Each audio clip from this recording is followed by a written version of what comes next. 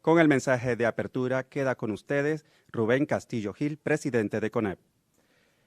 Buenos días. Un fervoroso agradecimiento a todos nuestros patrocinadores que han creído en los esfuerzos del Consejo Nacional de la Empresa Privada para generar un espacio de opinión en beneficio del país. A nuestros colaboradores por su inquebrantable espíritu de lucha y su compromiso con esta actividad, especialmente a nuestra directora ejecutiva, Analisa Montenegro. A nuestros gremios asociados, que son parte cardinal de este esfuerzo. A mí se me propone hablar del rol de la empresa privada y pudiera resumirlo en una línea. Estar a la vanguardia de los cambios que son necesarios para construir una sociedad diferente. En lo inmediato, colaborar con las instituciones para desarrollar un esquema de inclusión, un esquema que genere un desarrollo económico que abarque a todos los panameños. ¿Cuáles son los retos? El primer reto, desmistificar la imagen de la empresa privada. Hemos sufrido por mucho tiempo una afectación en nuestra imagen, afectación gratuita porque no existe sociedad libre sin empresa privada, no existe desarrollo económico sin empresa privada. Es imprescindible que se entienda que las sociedades que han progresado son aquellas que se basan en la democracia, el Estado de Derecho y, por supuesto, la libre competencia. Otro elemento fundamental en cuanto a los retos que tiene la empresa privada es colaborar con el desarrollo de una institucionalidad vigorosa. Esa institucionalidad vigorosa pasa por un Estado austero, que no sea obeso y que sea facilitador de la actividad económica. Debemos hacer una reforma de las instituciones para que ellas pongan en el centro de todas las cosas al ciudadano. En ese mismo sentido es importante resaltar que imprescindible ha de ser una justicia imparcial, expedita y transparente. Esa justicia debe colaborar con el ambiente de confianza que tiene que generar el país para atraer inversiones extranjeras y para también incentivar la inversión nacional. Sin una justicia transparente e imparcial, no lograremos los objetivos de un desarrollo sostenible. Es importante también la promoción de las auditorías ciudadanas. Debemos destruir y acabar con el déficit de ciudadanía. Los ciudadanos debemos estar muy pendientes del devenir de la cosa pública para hacer nuestras observaciones sobre la base de principios racionales y con el interés de mejorar todo el funcionamiento de la cosa pública. Es importante también como un reto de la nación el abatimiento del populismo y el estímulo de la creatividad. Las sociedades libres progresan porque cada quien puede desarrollar su objetivo de vida, puede emprender, puede crear y con esa actividad pueden mejorar las condiciones de muchas personas. Debo resaltar que en ese entorno de sociedades libres hemos demostrado a lo largo de los años que no es la participación extrema del Estado la que produce el progreso. A lo largo de los años se ha demostrado que las sociedades que son más abiertas son las que generan mejores posibilidades económicas para todos los ciudadanos. Recomiendo fervientemente el libro Progreso de Johan Normer y también para liquidar el concepto vetusto de la lucha de clases, el libro de Jeremy Rifkin sobre la empatía. Es decir, las sociedades de hoy se construyen sobre la base de que todos podemos participar en un Estado de Derecho con nuestras opiniones, con nuestros principios y que nos une al final la posibilidad de elaborar una hoja de ruta que lleve al progreso y al estímulo de toda la creatividad de la nación. No es la promoción del conflicto la que va a resolver los problemas de las sociedades. No es el espíritu de discordia los elementos sobre los cuales se asienta la posibilidad de construir una sociedad mejor. Es el entendimiento entre los seres humanos lo que ha demostrado que podemos avanzar. Otro elemento que constituye un reto imprescindible para los panameños es la educación. Requerimos una educación conectada con el futuro, una educación que vaya de la mano con las posibilidades que tiene el país. Me llama la atención, por ejemplo, que en los Emiratos Árabes Unidos ya existe un ministerio de la inteligencia artificial. Existen tiendas a lo largo del mundo manejadas por robots y tribunales totalmente digitalizados. Es un proceso que se está desarrollando como consecuencia de las nuevas tecnologías. Panamá no puede estar al margen de esa realidad si quiere ser un país competitivo y que se inserte de manera definitiva en el mundo del futuro. Otro elemento importante, que es un reto que la empresa privada asume, es la lucha por la exclusión de nuestro país de las listas discriminatorias. Es un tema que será evaluado en este foro de una manera científica. Debo decir que Panamá debe cumplir todos los compromisos que ha adquirido, pero también tiene que fortalecer una campaña diplomática que luche por recuperar nuestra reputación. Muchas de las cosas que se han dicho afectan terriblemente la imagen del país y muchas de esas cosas no se compadecen con la realidad. Creemos que el Estado debe hacer ese esfuerzo dual. Como lo mencioné, cumplir con los compromisos a los cuales se han llegado y además fortalecer la actividad diplomática correspondiente a mejorar la imagen de nuestro país y demostrar la verdad de la historia del mismo. Finalmente, otro de los compromisos cardinales es el tema de la Caja del Seguro Social. El problema de la Caja del Seguro Social en cuanto al programa de invalidez, vejez y muerte no se resolverá por una sonrisa del destino. Se resolverá en la medida en que asumamos la obligación de enfrentarlo con decisión, de saber que hay una realidad que parte de elementos científicos que determinan que ese programa debe ser analizado con todos esos elementos racionales para encontrar una solución sostenible. La empresa privada, a través del Consejo Nacional de la misma, ha planteado su posición como un elemento para el debate nacional. Si nos atrincheramos en criterios ideológicos sesgados o simplemente emocionales, nunca encontraremos la solución. El problema, además del tema del programa Invalidez, Vejez y Muerte, también sigue la ruta del tema administrativo. Debemos cambiar la gobernanza de la Caja de Seguro Social para que cumpla su misión a favor de todos los asegurados.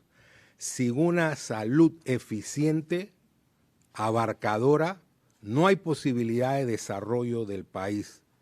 Nosotros, como Consejo Nacional de la Empresa Privada, apoyamos decididamente a todos nuestros representantes que con espíritu patriótico en la Junta Directiva impulsarán los cambios que son necesarios para esa querida institución. Les doy la más cordial bienvenida a este foro, que sé que será de provecho para el desarrollo del país, porque aquí se debatirán ideas y no ocurrencias. Gracias. Mercado laboral y demanda doméstica es el tema de este primer panel. Nos acompañan Su Excelencia Roger Tejada, Ministro de Trabajo y Desarrollo Laboral encargado, René Quevedo, consultor empresarial y especialista en empleo, en la moderación, Jackie Byrne. Adelante. Muy buenos días a todos. Muchas gracias por acompañarnos esta mañana. Estamos felices de poder compartir con ustedes temas en positivo y para creación de empleos. El marco laboral es el más rígido de todos los mercados y el más sensitivo a nivel social.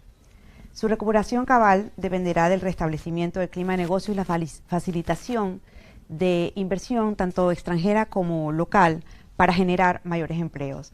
Y estos empleos deben ser de alto coeficiente de desarrollo.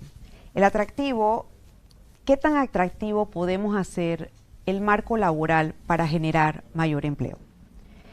¿Estamos asegurando la integralidad de los esfuerzos para recuperar y generar más empleo ahora post pandemia? Con esa reflexión comenzaremos nuestras preguntas a el ministro encargado, licenciado Su Excelencia el señor Tejada. Uno de los consensos logrados en la mesa de reactivación del sector público-privado ha sido la propuesta del fomento de empleo juvenil, vía incentivos fiscales que han logrado un alcance progresivo de 15.000 a 30.000 plazas de trabajo. ¿Cuánto se ha avanzado en ello, licenciado Tejada? Bueno, primero que todo, gracias Jackie, gracias José, a todo lo que es el equipo líder gremial del CONEP. Gracias por la oportunidad, por darnos el espacio en este foro de reactivación que es muy importante para el país.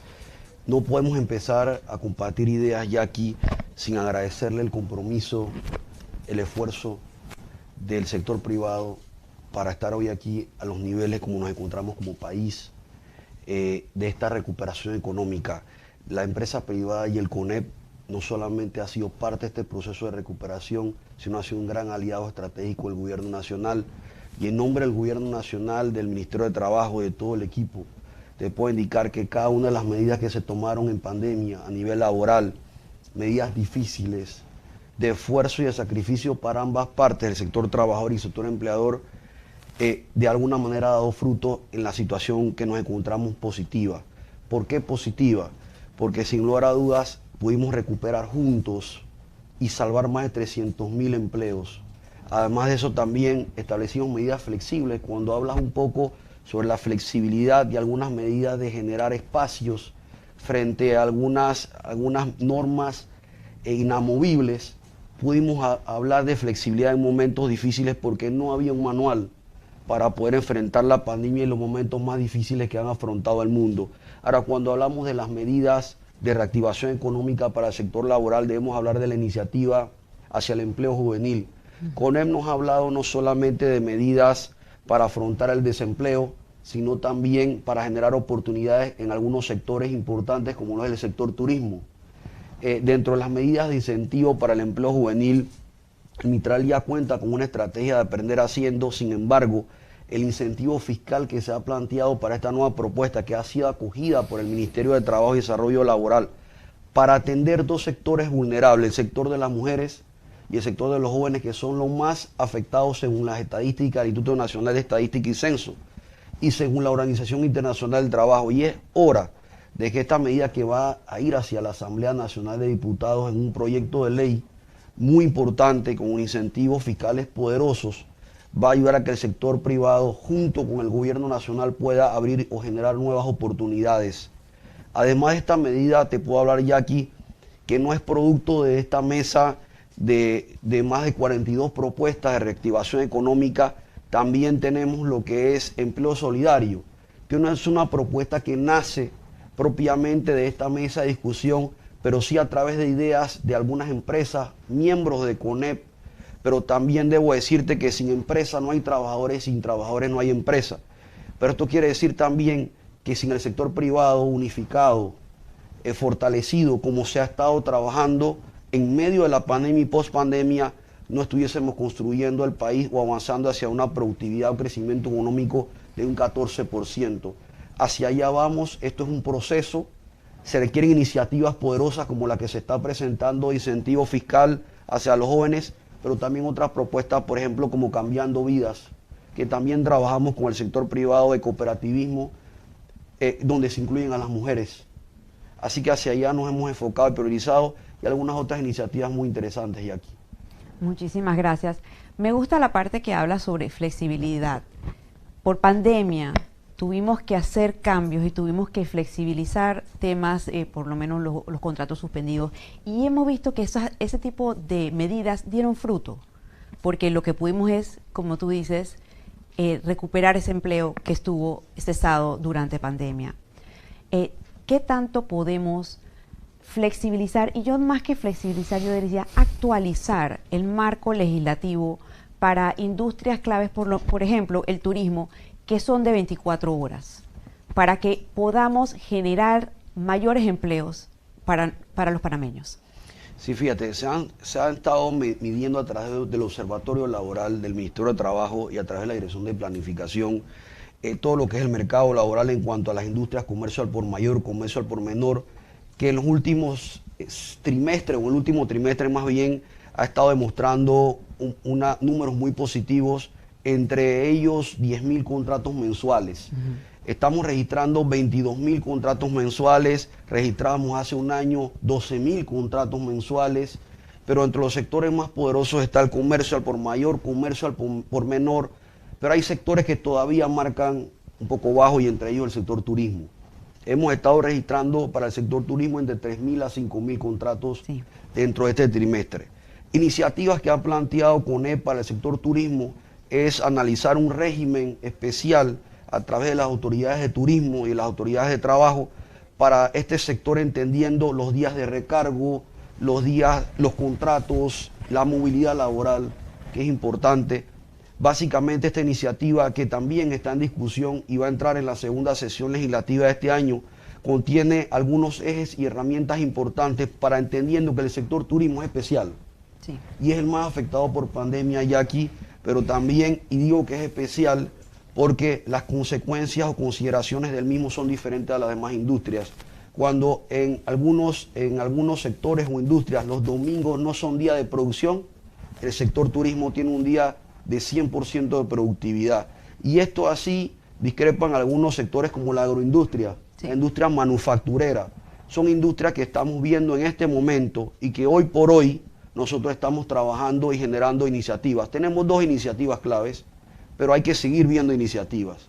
Y lo más importante es que hemos estado trabajando en la empresa privada, con los trabajadores, inclusive en las mesas tripartitas, para lograr obtener consenso de esta manera y flexibilizar algunas medidas. En pandemia se flexibilizó y ayudó mucho al sector turismo y a otras industrias muy golpeadas, como lo es el sector de los restaurantes y las MIPYMES, la micro, pequeña y mediana empresa.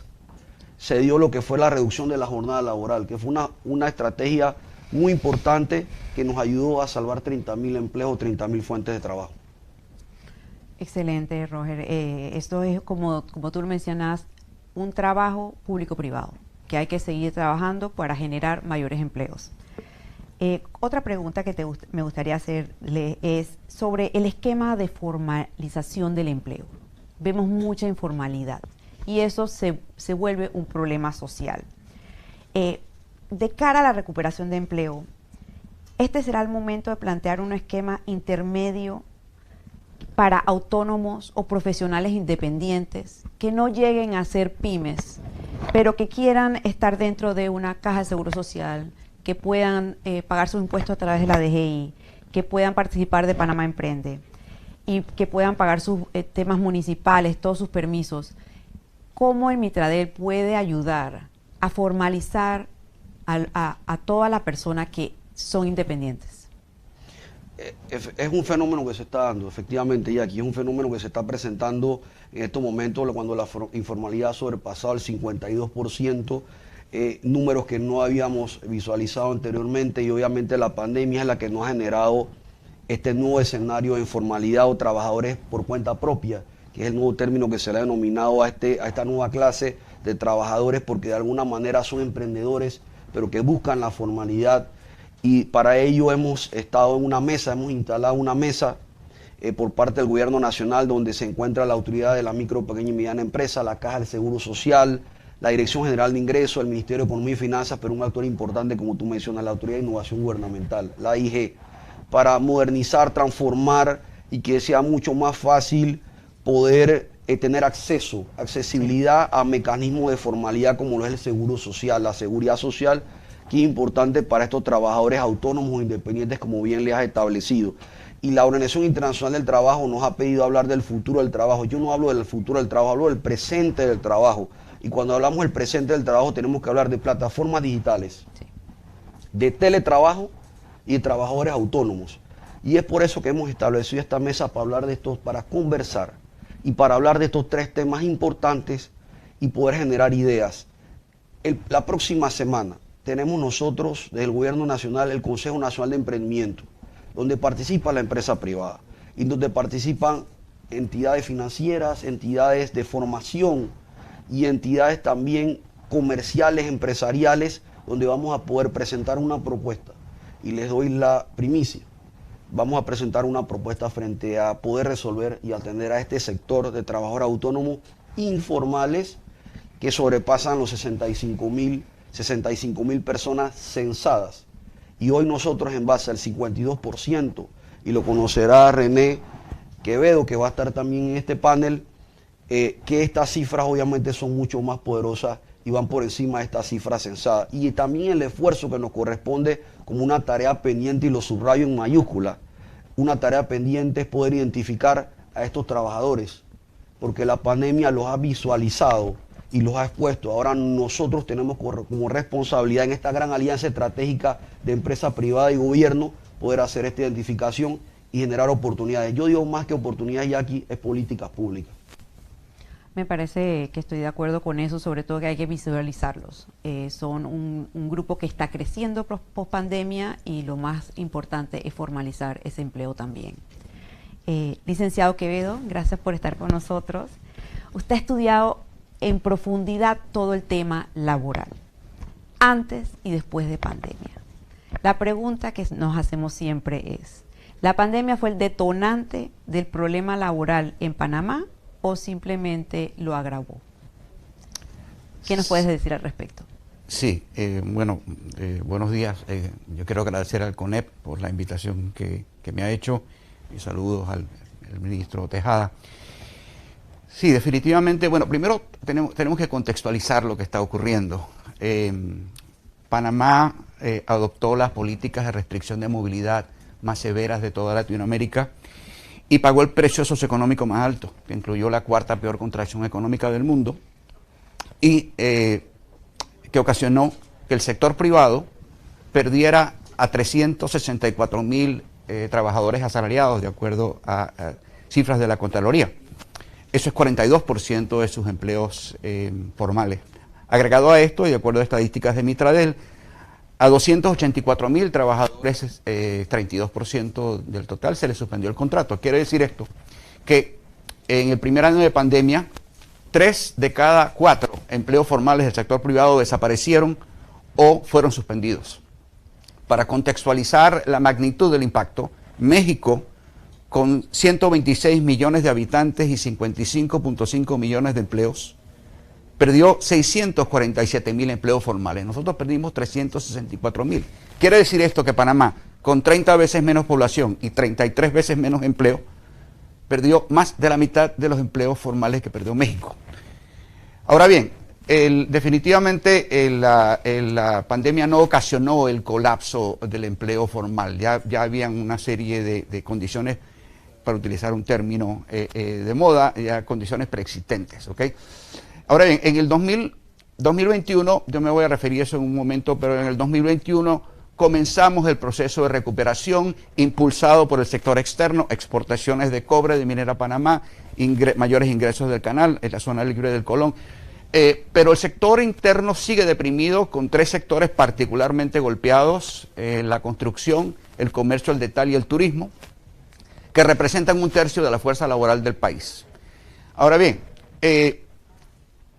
si hacemos el balance de lo que ha sido estos 2 años y siendo estrictamente fieles a las cifras oficiales, se han perdido 250.000 empleos formales del sector privado, que incluyen los 43.000 trabajadores que fueron suspendidos, reactivados y luego desvinculados, se agregaron 71.000 funcionarios a la planilla estatal y existen hoy 400.000 trabajadores o 400.000 personas que dependen del Vale Digital porque no encuentran empleo. Eso describe básicamente lo que ha ocurrido. Ahora bien, habían condiciones preexistentes. La primera, Panamá es una economía donde 70% de los empleos son presenciales. Esto nos hace particularmente vulnerables a todo lo que restrinja movilidad.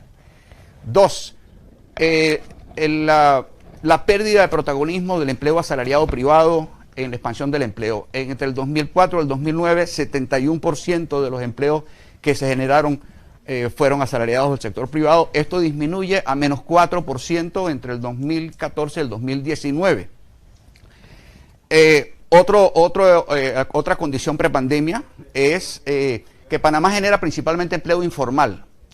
Antes de la pandemia, 2009-2019, periodo en el cual se generó mucho empleo, 52% de los empleos que se generaron fueron informales. ¿Okay? Luego, producto de la pandemia, cuando hacemos la corrida 2010-2020, 92% de los empleos que se generaron fueron informales y el otro 8% fueron aumentos de la planilla estatal. Ahora bien, hay que definir quiénes son los informales. ¿Okay? Los informales son los empleados con menos, los empleados sin contrato laboral, los independientes, aunque coticen a la Caja del Seguro Social y paguen impuestos. Yo soy informal. ¿Okay? 3, los patronos con menos de 5 trabajadores. 4, las empleadas domésticas. Y 5, los trabajadores familiares.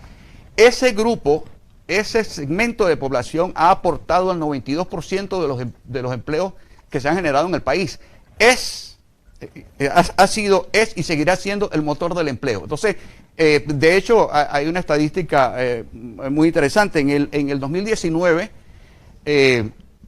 año en el que se generaron 52.040 empleos, el 72% de los empleos que se generaron, todos informales, fueron profesionales universitarios, ¿okay?, de más de 50 años de edad. Es decir, quiere decir esto que la idea aquella de que los informales son buhoneros extranjeros no es sustentado por las cifras. Entonces, creo que es un tema que tenemos que abordar. Ahora, una cosa muy importante, el hecho de que tengamos 400.000 personas que dependen del Vale Digital porque no encuentran empleo es prueba de que estamos ante una crisis laboral. Por otro lado, el hecho de que el año pasado Mitradel tramitara 40% menos contratos laborales que en el 2019 y en lo que va los 3 primeros meses del 2022, ese porcentaje es 43%, significa que la crisis laboral se está agravando.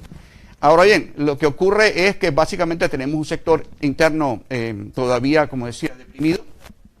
Ahora bien, si nosotros hoy, a pesar, una estadística muy importante, a pesar de que hoy tenemos la planilla estatal más alta de la historia, que ronda los 365.000 funcionarios, ¿okay?, hoy tenemos menos empleos formales que en el 2011. Menos empleos formales públicos y privados que en el 2011. Y si restamos del 1.031.000 asalariados que tiene el país, los 365.000 funcionarios públicos, hoy tenemos 666.000 asalariados del sector privado, que es menos que lo que teníamos en el 2007. ¿Ok? Entonces, ahora, eso es básicamente reflejo de un proceso sistemático de precarización y estatización del empleo, producto de la pérdida de confianza en el clima de inversiones en el país. Las estadísticas laborales, y ahí básicamente Mitradel realmente es el barómetro, es el indicador de la confianza en las inversiones en el país. Sin inversión privada no hay generación de empleo formal. Y no va a haber inversión privada si no hay confianza. Así que básicamente el tema que tenemos hoy, la crisis laboral que tenemos, no es una crisis de empleo, es una crisis de confianza. Me parece que nos has dado un pantallazo enorme de dónde estamos a nivel laboral, a nivel de cifras. Veo que hablas de tiempos como 2007. No estamos hablando solamente de prepandemia, sino que esto viene de un arrastre. Así es.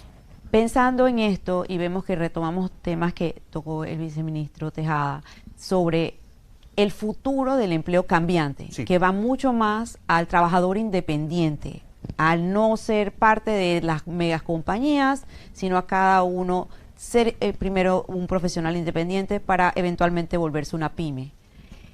¿Cómo podemos hacer para generar mayor empleo, para mejorar el marco laboral, para que se facilite a esta persona, como tú dices, ya no estamos hablando de un buhonero, estamos hablando de un profesional que quiere trabajar, que quiere tener un sustento digno.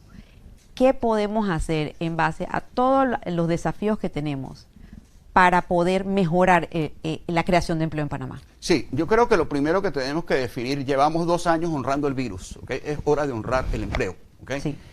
No existe, y con todo respeto, viceministro, no existe estrategia de reactivación económica. La reactivación económica que tenemos es impulsada por el sector externo. No existe estrategia de generación de empleo porque la única estrategia que existe es la vacunación. Y mientras la prioridad siga siendo sanitaria, la crisis laboral se va a seguir agravando. Yo creo que es el punto número 1. Y con el mayor de los respetos, porque hemos tenido un proceso de vacunación exitosísimo, ¿ok? Pero miremos lo que ha hecho la República Dominicana, que tiene 56% de vacunación. Ellos eliminaron absolutamente todo lo que tiene que ver con el COVID. Y en el primer trimestre han tenido más, 65% más turistas que en el 2019. Yo creo que es una decisión que vamos a tener que tomar. Que haya rebrotes es una probabilidad. Que tenemos 500.000 de personas buscando empleo es un hecho. Entonces creo que es un tema que tenemos que en una economía donde 70% de los empleos son presenciales, es absolutamente imperativo el que nosotros liberemos toda la probabilidad, el miedo. La narrativa del terror ha sacrificado, ha ocasionado 400.000 desempleados. O sea, y ahí, digamos, no eximo, pero sí yo no le pongo tanta responsabilidad al gobierno, porque creo que la generación de empleo está secuestrada por la paranoia sanitaria, y yo creo que ahí las redes tienen mucho que ver, los medios tienen mucho que ver. La paranoia sanitaria destruye empleos. Entonces, en la medida en que nosotros sigamos rindiéndole culto al virus, ¿okay?, seguiremos generando desempleo. Entonces, creo que eso es un punto importante. Segundo, con ayuda y sin ayuda, ya los emprendedores son el motor del empleo, ¿okay? El empleo asalariado se va a seguir contrayendo, y puedo anunciar sin que me quede la más mínima duda que en los próximos 3 años la absoluta mayoría de los empleos que se van a generar serán informales, ¿okay? Y por eso es importante que nosotros le prestemos atención a la generación del empleo formal. Si nosotros no generamos empleo formal, la caja del Seguro Social está condenada a muerte. Entonces, hagamos lo que hagamos. Entonces, creo que es hora de, como decía, empezar a honrar, de hacer del empleo la obsesión nacional. Hoy no lo es. Entonces, creo que es importante. Por supuesto que tenemos que flexibilizar las medidas para que los independientes puedan cotizar, ¿okay? Solamente el 17% de los informales cotiza en la caja del Seguro Social.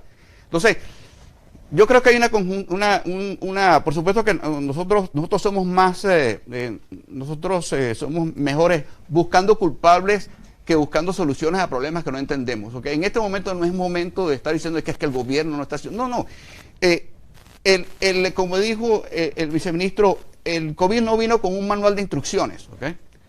Así que no tiene sentido en este momento buscar culpables, pero sí creo que es importante que entendamos que es responsabilidad de todos salir de esto y salir unidos. Necesitamos liderazgo que nos una, no liderazgo que nos divida. Miren cómo está la calle hoy, miren cómo el nivel de inestabilidad social es importante. Entonces es momento de unirnos, es momento de esos líderes que nos unan, que nos sientan en la misma mesa, ¿ok? Y no es momento de ver esto como ricos y pobres, derechas e izquierdas, víctimas y victimarios. Este no es el momento. Porque como a veces utilizo la expresión, es como si nos estuviéramos peleando las sillas del comedor del Titanic. Entonces yo creo que es responsabilidad de todos salir de esto. Pero insisto, es hora de comenzar a honrar el empleo, ¿okay?, y dejar de honrar el virus, con todo el respeto. Yo llamo al COVID el virus del 1.1% de letalidad y el 500.000 de desempleos, de desempleados. Entonces yo creo que tenemos una conjunción de cosas. Necesitamos inversión privada, necesitamos inversión extranjera, tenemos que mandar mensajes coherentes si queremos inversión, como antes decía Rubén. Hemos satanizado la inversión privada, pero sin inversión privada no habrá generación de empleo formal. Si no hay inversión privada, vamos a seguir generando empleo informal. Como dije antes, hoy tenemos menos empleos formales que los que teníamos en el 2011. Entre el 2011 y el 2021 la informalidad aumentó 11 puntos, casi 11 puntos, ¿ok? E insisto, y va a seguir aumentando si no generamos inversión privada. Insisto, el Estado no puede seguir aguantando esta carga. Si nosotros sumamos los 365.000 empleados públicos, más los 400.000 beneficiarios del Vale Digital, más los 191.000 personas que reciben subsidios del MIDES todos los meses, estamos hablando de que casi 1 millón de personas recibe dinero del Estado todos los meses financiado con préstamos internacionales. Eso no es sostenible. Entonces, hora realmente de incentivar la iniciativa privada. Sin confianza no habrá inversión y sin inversión no habrá empleo formal.